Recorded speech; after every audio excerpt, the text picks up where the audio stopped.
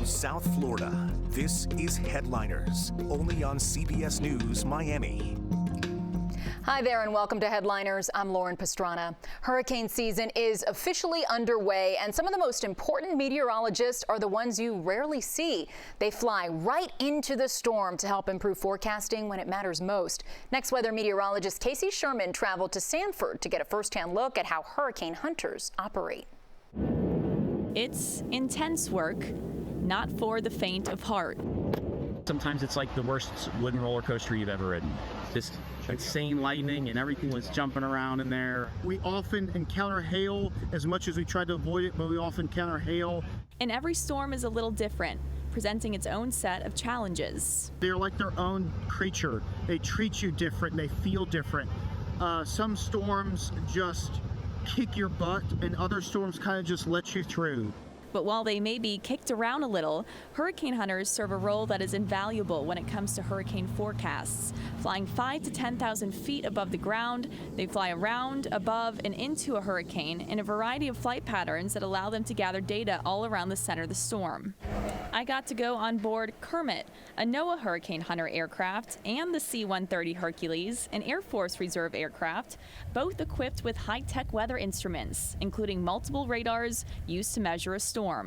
This is an important tool that the hurricane hunters use called a dropson. It picks up different atmospheric variables, pressure, temperature, winds in parts of the hurricane that they can't fly through with the planes.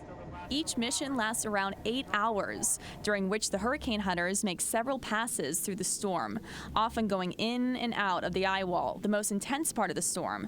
The closer the storm is to making landfall, the longer they'll spend inside of it collecting data. The scariest storm I've been through was Ian. Normally a hurricane will hit you with vertical ones that knock you up and knock you down a little bit. This one was actually hitting this one that knocked the aircraft side to side. That's definitely an uncomfortable feeling in an airplane.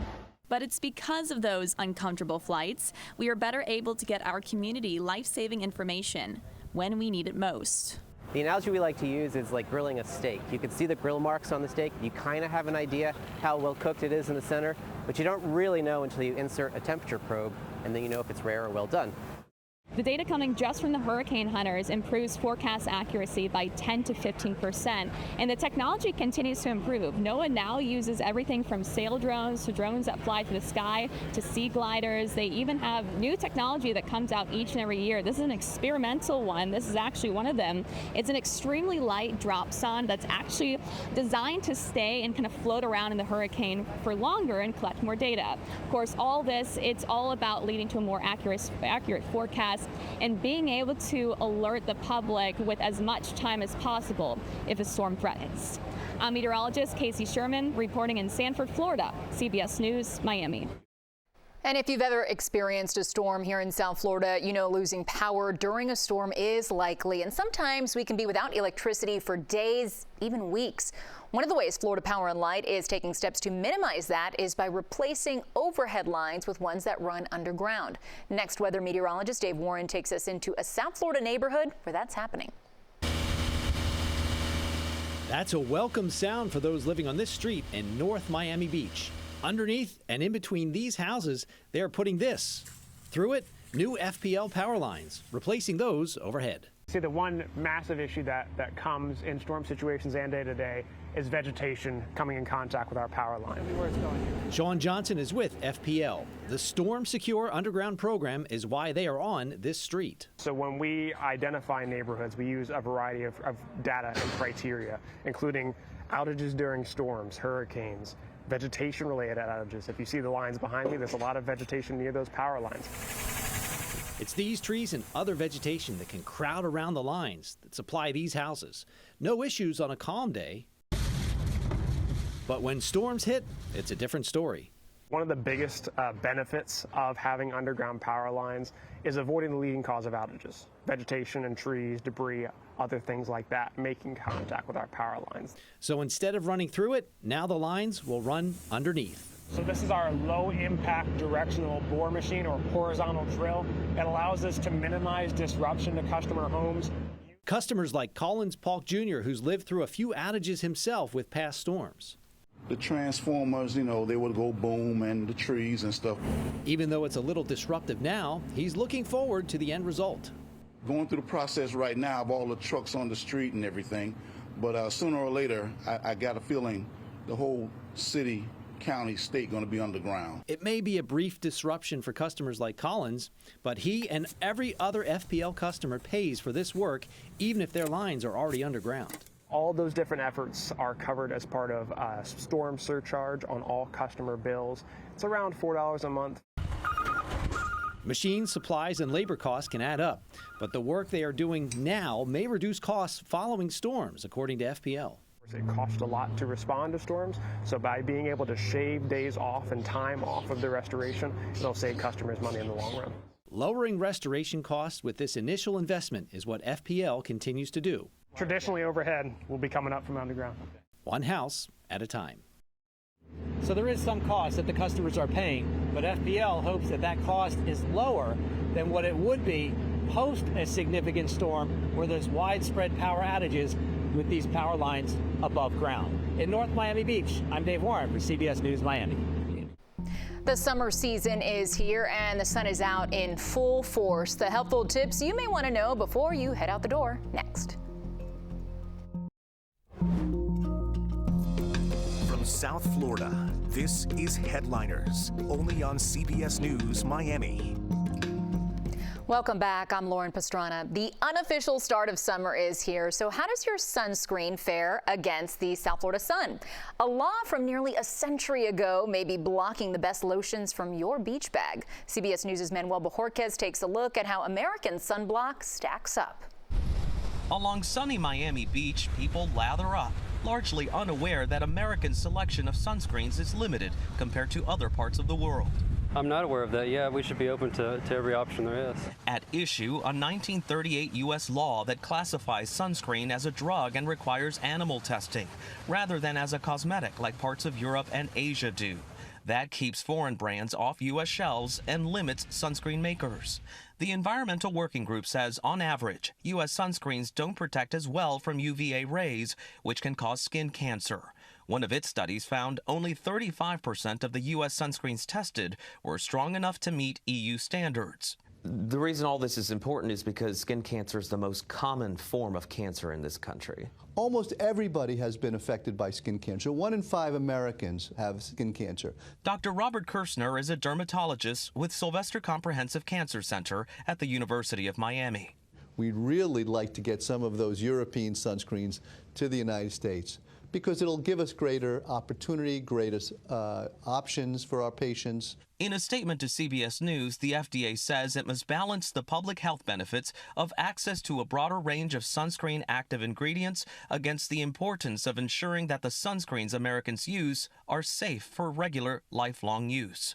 Regardless of what's available now, experts say the important thing is to use it. Dr. Kirshner says the sunscreens currently available in the U.S. are still considered to be safe and effective as long as they are used properly. In the meantime, there is a bipartisan bill in the House that would require the FDA to allow non-animal testing for sunscreens. Manuel Bojorquez, CBS News, Fort Lauderdale. Summer is also the time for some good eats. Keith Lee, former professional MMA fighter turned TikTok influencer known for his viral reviews, spotlighted Coop's Pit Barbecue in Northwest Miami-Dade. CBS News Miami's Anna McAllister went there to speak to the owners who say business is now booming. For the Coopers, the art of barbecuing runs in their blood. This is basically what we grew up on, hailing from the church to now. We took it, made a business model. Started doing backdoor picnics for family reunions. The Cooper family started Coop's Pit Barbecue 30 years ago. They've been operating their food truck here at the Sunflex gas station on Northwest 7th Street for about 8 years. But it only took a single day for everything to change. My family were driving around Miami, Florida, when we saw this barbecue food truck rolling inside of a gas station parking lot. When I say rolling, he had the whole block smoking. Food critic and influencer Keith Lee showed up unannounced at Coop's on Monday.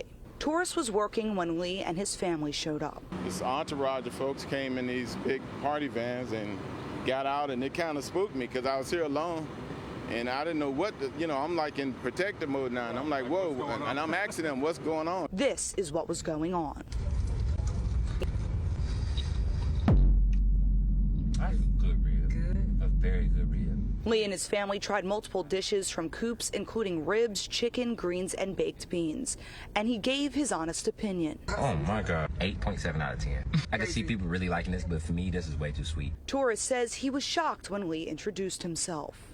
He said, this food is delicious, not knowing who this guy was. And he was even more shocked when Lee and his team gave him $3,000 as a thank you. It couldn't come at a better time. You know, we here going into the summer where it slows up. Now customers who saw Lee's viral video are lining up to get a plate. Let me check it out. So we're about to find out right now how good it is, but he said it's great, so I believe him. And the people we spoke with say the hype is real. It's amazing. Everything's really tender, it's flavorful, seasoned to perfection, and I really like the spicy one. That's what I got. And the Coopers tell me they're expecting a big crowd tonight and all through the weekend. They say they have a lot of prepping to do, but that they're grateful for the Keith Lee effect. But for now, reporting from Northwest Miami-Dade, Anna McAllister, CBS News, Miami. That food really does look good. When we come back, see how the quick-thinking staff at one local hospital helped save the life of one of their own colleagues. From South Florida, this is Headliners, only on CBS News Miami. Welcome back. I'm Lauren Pastrana. Flamingos are making their way back to Florida's coastline, and as CBS News Miami's Trish Christakis reports, scientists say the more frequent sightings are cause for celebration. In previous years, it was common for flamingos to come from the Bahamas, Cuba, or Mexico. They would visit and eventually leave, but not anymore. These flamingos are staying here now. And the good sign about that is that it's indicating to us that a lot of this restoration effort that's being done in the Everglades, a lot of the restoration being done in South Florida, is creating habitat that is conducive to them staying. Ron McGill at Zoo Miami says flamingos are native species here. There used to be thousands around Florida, but for decades they stopped nesting here until now. It all started back really a couple of years ago when there was a flamingo that ended up on an airstrip next to Big Cypress Swamp. Zoo Miami put a transponder on the flamingo and found that he wasn't leaving, proving the restoration efforts are working. And flamingos are the first big indicators to us that water flow is being directed in the proper way to create the habitat. You know, flamingos need certain levels of water. They need certain levels of food. If we can't maintain that, they're going to leave. These beautiful birds, who McGill hopes becomes the state bird of Florida, are adding a lot of positivity. Here's a positive sign. Flamingos are coming back. They're staying. God willing, they'll be breeding here soon. It's good again. It's healthy again. By protecting these birds, by protecting these habitats, we're protecting ourselves. In Miami, Trish Christakis, CBS News, Miami. Finally, National Stroke Awareness Month has just wrapped up. A stroke can either involve a blockage of blood flow or bleeding in your brain. One local nurse knows all about the signs and symptoms, but even she didn't expect to become a patient herself. As long as I leave by 5:50 here. Misha McIntosh is a registered nurse at Baptist Hospital's Hope Tower on the stroke floor. Earlier this year, she was tending to a patient in room 4526. I went to document on my patients, and someone had said that my patient was trying to get up, and I went to go and assess the situation, and then the next thing I knew, I was on the floor. Every time I go in the room, walk past the room, I think of the same, like it plays a part in my head. Feeling good. April Elam was in the room too, just doing her job of cleaning up when Misha collapsed. And I was like, Misha, are you okay? Are you okay? She just was looking around. She would never respond to me. And she caught me, actually, which is pretty amazing, because if she hadn't caught me, I wouldn't have been able to get the thrombolytic or the clot buster, so to speak, because if I'd fallen, hit my head, there would have been a risk for me to bleed. So the 35-year-old suffered an ischemic stroke, which means a vessel supplying blood to her brain was obstructed. Looking back, she said she had all the signs: facial droop, right side weakness, and slurred speech. One of the things that we try to educate the community on is the acronym FAST. FAST means F for face, A for the arms, S for speech, and T for time. Dr. Guilherme Dabus is the co-director of interventional neuroradiology at Baptist Health's Neuroscience Institute. He was part of the team that treated Nurse Misha and says time is of the essence when responding to a stroke. I say this with like 95% confidence that either she would be dead or severely disabled for the rest of her life. Like, the longer you wait, more brain damage will happen because that blood is not getting to that brain. Nurse Misha made a full recovery and says her experience has made her even better at her job since she can relate to her patients on a personal level. And her bond with her coworkers runs even deeper. I was definitely weird being on the other side of things. I just want to thank my coworkers so much. I'm eternally grateful to them for everything that they did for me, for taking care of me, for being so attentive, and being so caring. Nurse Misha says she has a history of high blood pressure, which is a common risk factor for stroke. Other risk factors include smoking, high cholesterol, and being sedentary, so make sure to keep your cardiovascular health in check. Thanks for joining us on this half hour on Headliners. As always, keep it right here to CBS News Miami for up-to-the-minute breaking news and weather 24 hours a day. Make it a great one.